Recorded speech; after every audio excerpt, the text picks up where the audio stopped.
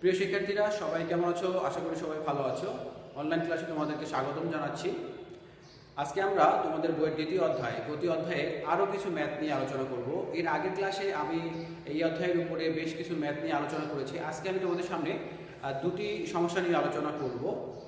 সেটা হচ্ছে একটা হচ্ছে বন্দুকে, আর আরেকটা হচ্ছে যে বিভিন্ন চলন্ত কোনো কিছু একটা ধরো ব্রেক কষে থেমে যাওয়া বিষয়ক যে সমস্যাগুলো আমাদের এই অধ্যায় থেকে দেওয়া হয়, সেই সমস্যা নিয়ে তারই একটা সমস্যা নিয়ে আমি আজকে আলোচনা করব।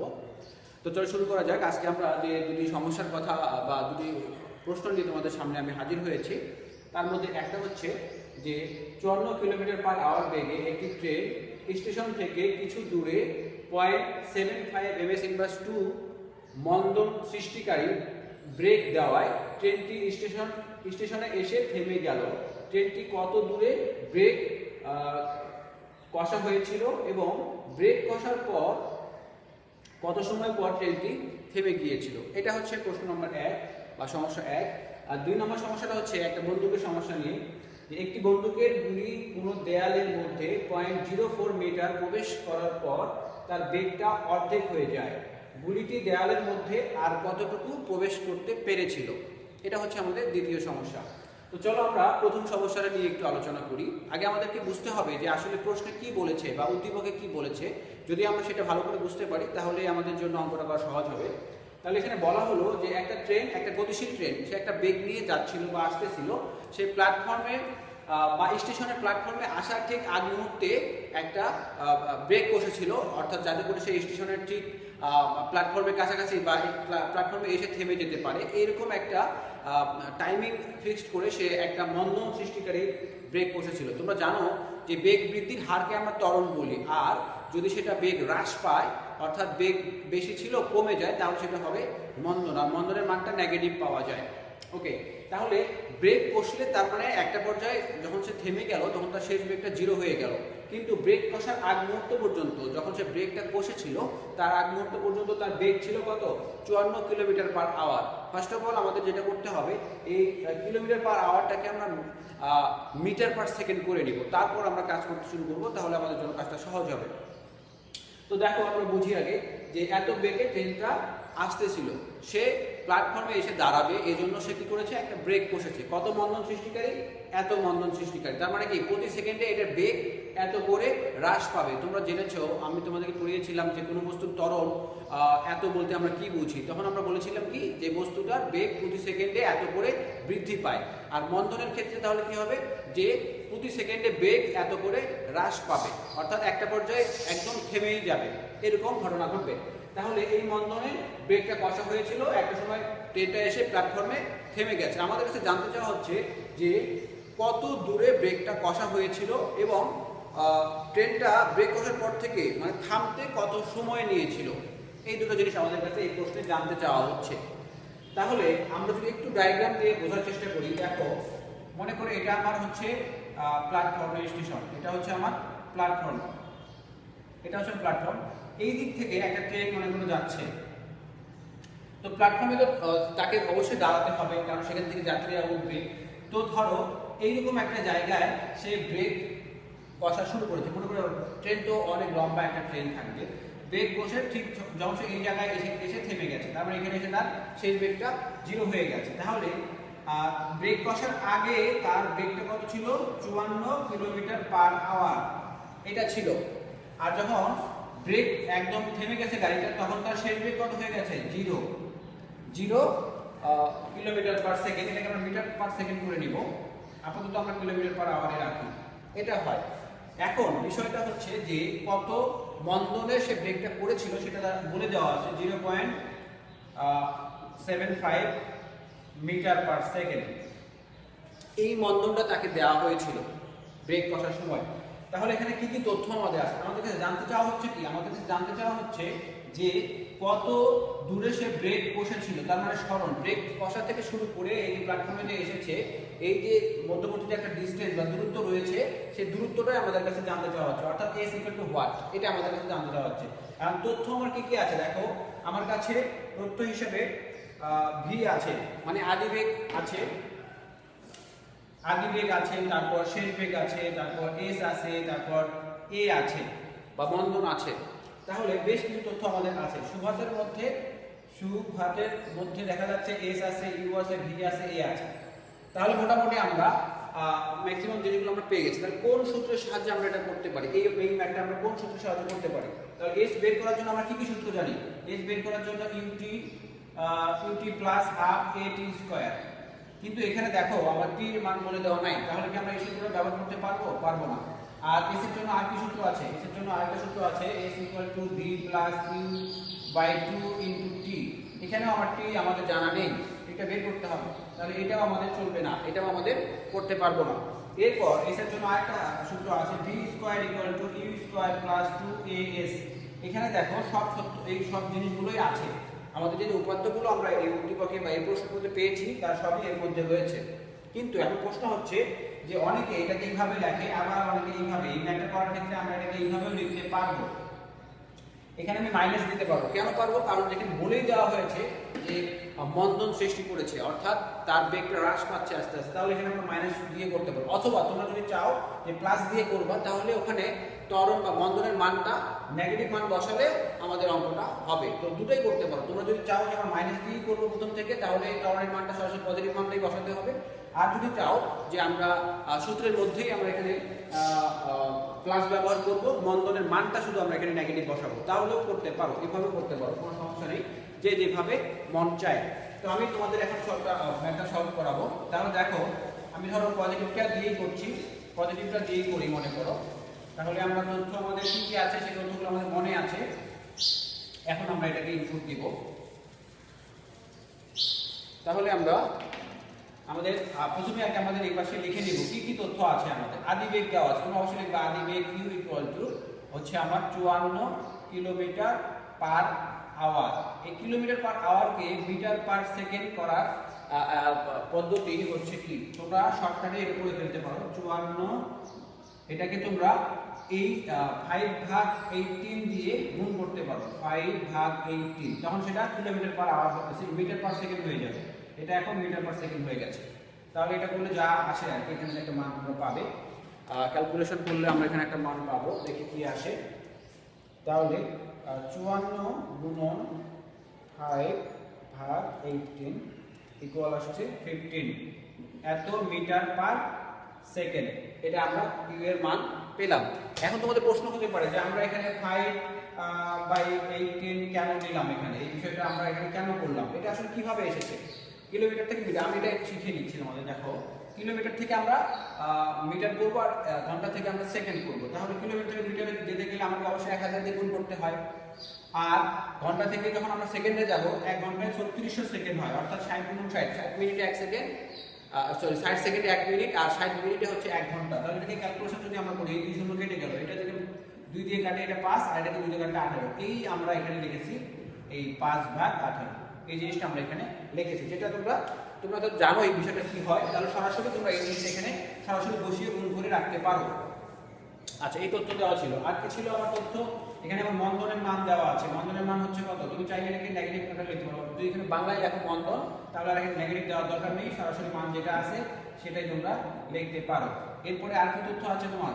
থেমে যায়, মানে কি প্ল্যাটফর্মে থেমে যায়, তার মানে কি শেষ বেগটা কি হয়ে যায়? 0 হয়ে যায়। আর কি তথ্য আছে? তোমাকে চেয়েছে কি যে তার যে যখন সে ব্রেকটা পৌঁছেছিল সেখান থেকে এই প্ল্যাটফর্মে এসে থেমে যায়, টোটাল কত দূর আগে ব্রেকটা কষা হয়েছিল বা ব্রেক করা হয়েছিল, সেই জিনিসটা হচ্ছে এস। এটাই আমাদের কাছে বের করতে হবে আমাদের। তাহলে আমরা সূত্র কি জানি? আমরা জানি, লিখবো, আমরা জানি V square equal U square minus 2as। আমরা এখানে মাইনাস দিব কারণ বন্ধন হয়েছে, আমরা মাইনাস দিয়ে করতে পারি।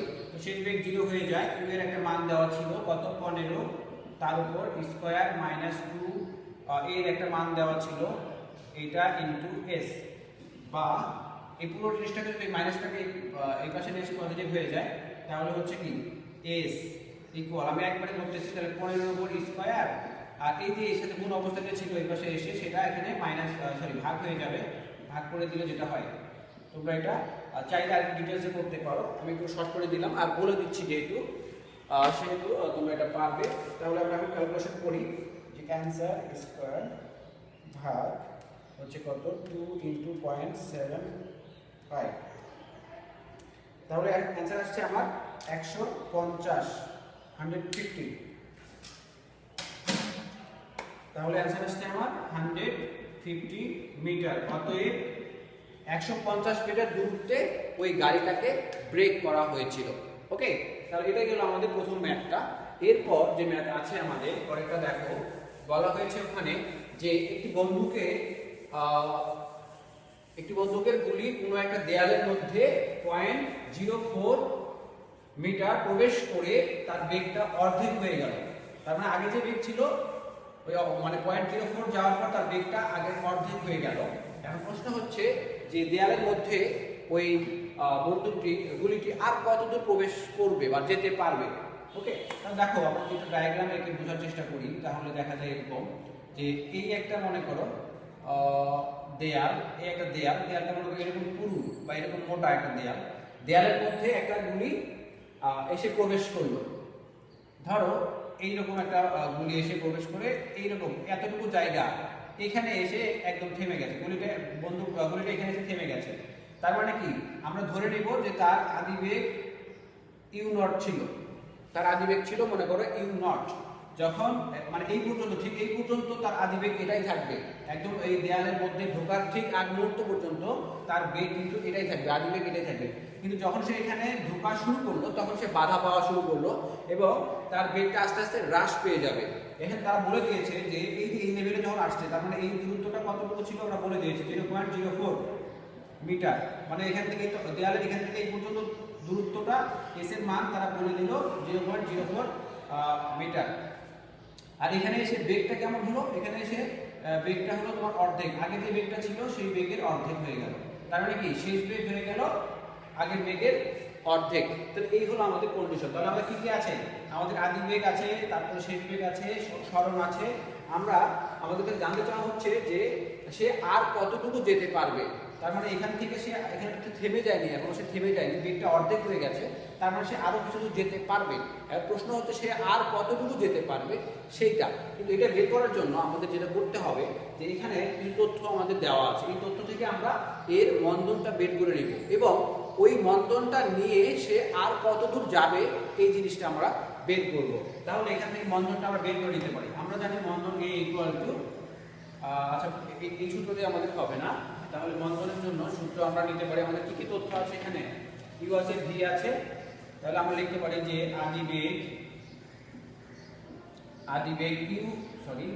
আদি বেগ হচ্ছে আমার u1 equal to u0 ms inverse 1। তারপরে শেষ বেগ হয়ে যাবে কি, শেষ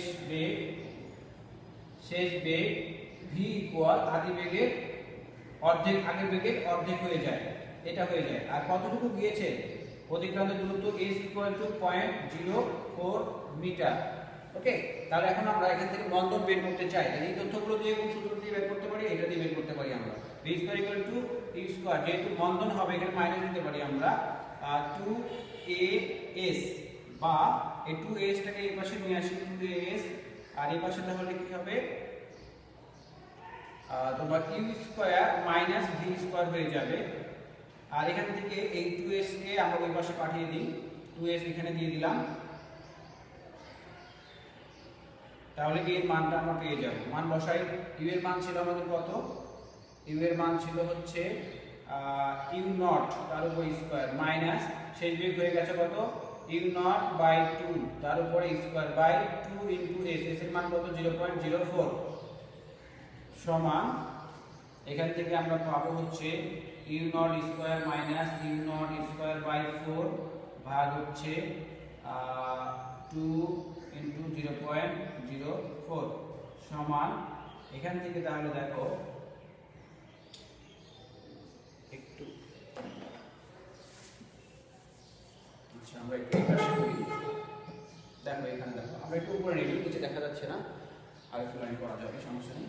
তাহলে দেখো এখান থেকে এইটা 4 আছে তাই না, এখানে 4 করো, তাহলে 4 u0 square minus u0 square ভাগ হচ্ছে এখানে কত 0.08।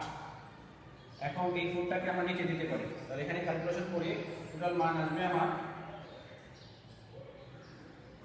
উপরে 3 ইউ নট হবে 3 ইউ নট, আর নিচে হচ্ছে এই 4টা নিচে আসলে এর সাথে গুণ হয়ে গেলে তখন হবে হলো 432.0.32 এরকম একটা আকার হবে।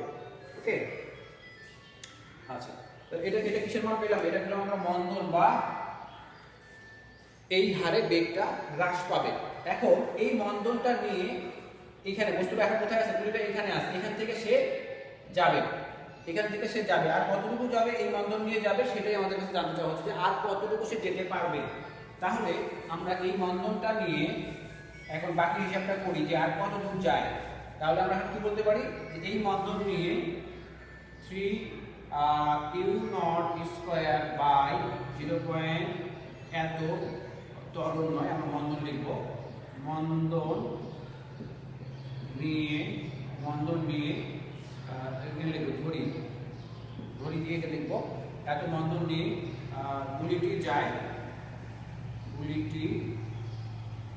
যায় এস ড্যাশ দূরত্ব, বা এখানে আমরা ওইভাবে লিখতে পারি যে তক্তার ভিতরে বা দেয়ালের ভিতরে যায় দূরত্ব। তাহলে এখন আমরা এটা মান বের করতে পারবো। কোন সূত্র বের করব? আমাদের মন্দন জানা আছে এবং এই ড্যাশে গিয়ে তার বেগটা 0 হয়ে যায়, মানে কি থেমে যায় মানে সেই বেগ 0 হয়ে যায়। তাহলে আমরা কি লিখতে পারি? তাহলে এখন আমরা লিখতে পারি যে তার শেষ বেগ কি হয়ে যাবে? v ড্যাশ 0 হয়ে যাবে। তার আদি বেগটা কি ছিল বলো তো? আদি বেগটা হবে তাহলে আমার ওই যে এখানে এসে যে এই বেগ এখান থেকে তো যাবে, তাহলে এখানে আমার বেগটা কি হয়েছিল? এটা হয়েছিল, তাহলে আমার এটা থাকবে বাই 2, এটা হবে আমার আদি বেগ। ওকে, আর শেষ বেগ 0 হয়ে যাবে। কতটুকু দূরত্ব যাবে h ড্যাশ, এটা আমরা বের করব। কি মন্দন নিয়ে যাবে? এই মন্দন নিয়ে যাবে 3 ইউ নট স্কয়ার বাই 0.32 এটা। ওকে, এখন আমরা কোন সূত্র ব্যবহার করব? তাহলে s ইকুয়াল v স্কয়ার দিয়ে করব। v square equal to U square minus 2as, তাহলে এখানে a ড্যাশ হবে, আর এখানে এটাকে তাহলে আমরা কি বলবো? ইউ ড্যাশ বলে দেব, ইউ ড্যাশ, আর এটাকে আমরা ভি ড্যাশ বলে দেব, ভি ড্যাশ। তাহলে মানগুলো বসাইলে তাহলে কি হবে? ইউ নট বাই 2 তার উপরে স্কয়ার মাইনাস 2 ইনটু এর মান আমরা জানি কত? 3 u not square by 0.32 into s dash. Okay, এখন আমরা এই জিনিসটাকে এই পাশে নিয়ে আসি, তাহলে কি হবে? তাহলে হচ্ছে 6 ইউ নট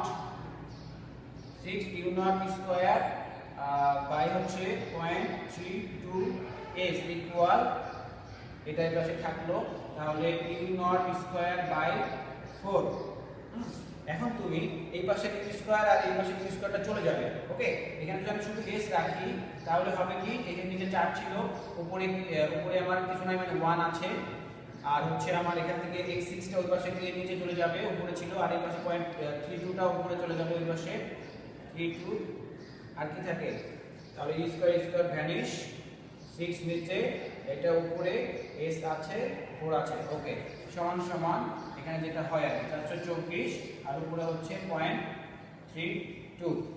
এখন এটাকে ক্যালকুলেশন করে যে মানটা আসবে সেটা হবে আমাদের নির্ণয়ের অ্যানসার। তাহলে আমরা করতে পারি 0.32 ভাগ হচ্ছে 24 ইকুয়াল হচ্ছে 0.00, এটা অ্যানসার আসছে আমার 0.0133 মিটার। অর্থাৎ ওই দেয়ালের মধ্যে সে আর এতটুকু প্রবেশ করতে পারবে। ওকে, তাহলে এটা হলো আমাদের পরের অঙ্কটা। তাহলে আশা করি তোমরা অঙ্কটা বুঝতে পেরেছো। তোমরা আবার বাসায় ভালো করে প্র্যাকটিস করবে। সবচেয়ে ভালো কথা হলো তোমরা যদি এগুলো বাসায় ভালোভাবে প্র্যাকটিস না করো তাহলে দেখা যাবে যে তোমরা আবার সব ভুলে গেছো। আর ফিজিক্স মানে হচ্ছে তোমরা যত বেশি প্র্যাকটিস করবে তোমাদের আয়ত্তে খুব ভালোভাবে জিনিসগুলো এসে যাবে, আর তোমরা তখন আর ভুল করার সম্ভাবনাটা তখন থাকবে না। আর সবচেয়ে বড় কথা হলো যে এটা এমসিকিউটা তোমরা এখন চাইবা যে বা ভালো করে বাসায় এটা এমসিকিউ যেগুলো আছে সেগুলো খুব ভালো করে পড়ে ফেলো। আর এমসিকিউ যে ভালো করতে পারবে সে এই ম্যাথগুলো ভালো করতে পারবে, কারণ এমসিকিউ এর মধ্যে যে বেসিকগুলো থাকে সে এমসিকিউ সমাধান করার জন্য যে বেসিকগুলো তোমার দরকার হয় তারা মানে এমসিকিউ ভালো করে করতে পারলে দেখা যাবে যে বেসিকটা তারা স্ট্রং হয়ে যাবে, আর এই ম্যাথগুলো করা তাদের জন্য খুব সহজ হয়ে যাবে। তো আজকের ক্লাস আমরা এই পর্যন্ত শেষ করবো। সবাই ভালো থাকবে, সুস্থ থাকবে, পড়ালেখার সাথে থাকবে। ধন্যবাদ সকলকে।